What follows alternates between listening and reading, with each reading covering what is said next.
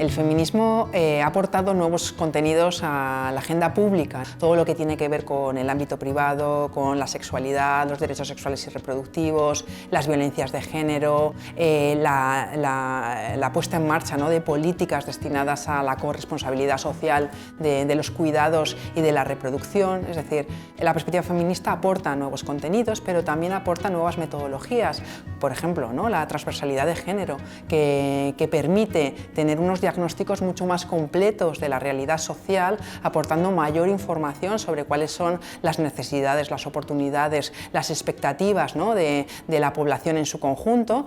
para diseñar políticas públicas mucho más efectivas. Una democracia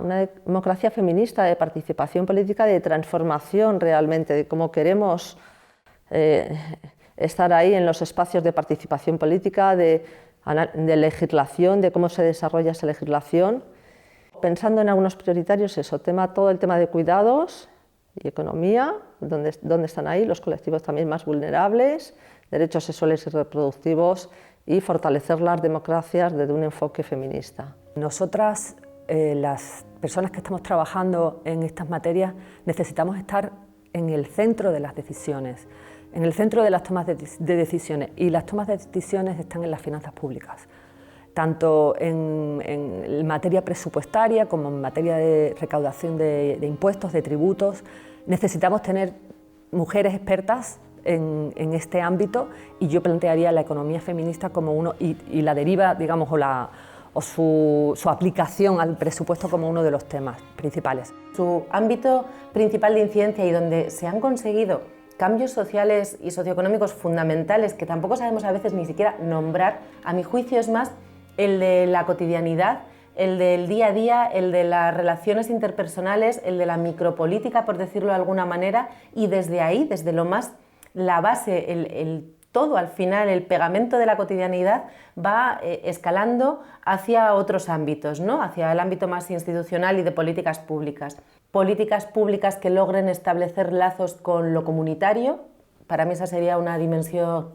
central, hilos de continuidad y discontinuidad entre distintas formas de violencia, la violencia heteropatriarcal, la violencia corporativa, la violencia racista. El hecho de que se sepa que los gobiernos son titulares de obligaciones, y que la incidencia no solo es protestar y movilizar, sino que hay donde agarrarse, ¿no? Mucho más importante también el compilar datos y el saber montar informes sombra en determinados países, que pongan en tela de juicio la labor de determinados gobiernos.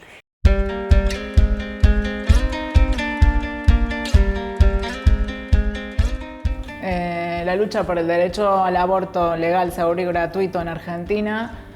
es uno de estos casos en los cuales se ve bien claro esta sinergia entre los movimientos feministas y la academia y todo el entramado, cómo han logrado en lo concreto conquistar un derecho que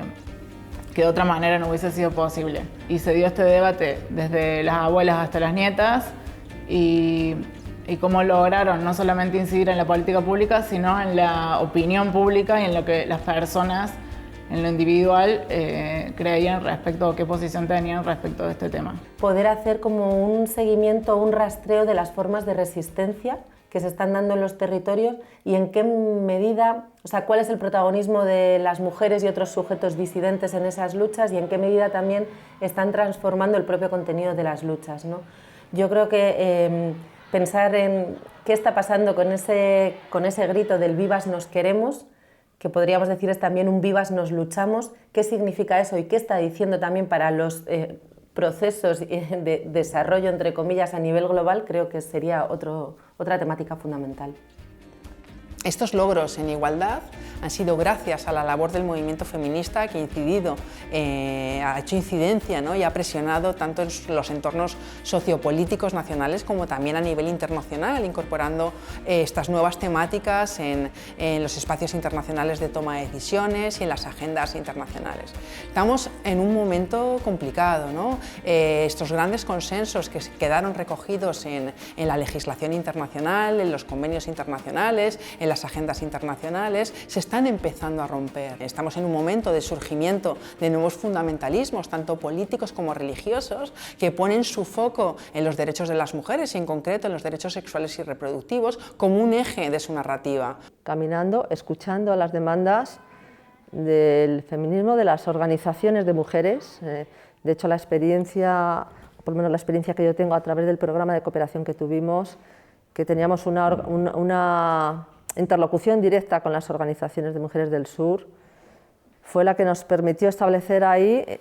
cuáles eran sus demandas y hacia dónde tenían que ir caminando las políticas públicas. Entonces yo creo que tenemos que escuchar bien al movimiento feminista e ir de la mano, incorporarlo al quehacer en las políticas. Aportando debate, aportando mucha frescura,